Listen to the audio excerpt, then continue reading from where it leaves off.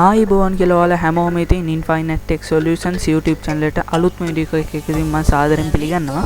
අද වීඩියෝ එකේ මම ගෙනාවේ ඔයාලා කොහොමද Facebook account එකක page එකක් delete කරගන්නේ කියලා. මම කලින් වීඩියෝ එකක් ගෙනාවා Facebook account එක delete කරන්නේ කොහොමද කියලා. ඒක බලන්න ඕන නම් මම මේ වීඩියෝ එකට description එකේ link එක දාලා තියෙනවා. ඒ වගේම වීඩියෝ පටන් ගන්නකොට මේ පොඩි ඉල්ලීමක් තියෙනවා. ඔයාලට තියෙන රතු පාට subscribe button එක click කරලා හැබැයි තියෙන bell icon එක click කරන්න. එහෙනම් අපි වීඩියෝ එකට යමු.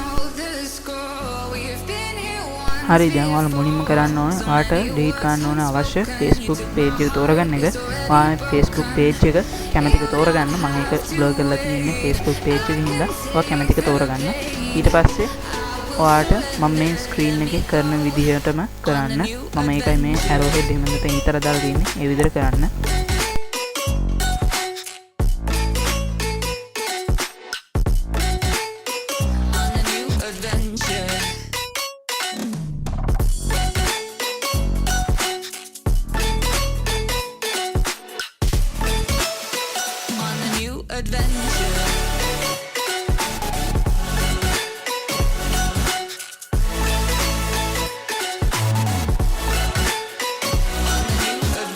ඉතින් ඔයාලා හැමෝටම congratulations ඔයාලා Facebook page එක විනාඩියක තුරට සම්පූර්ණ delete කරා.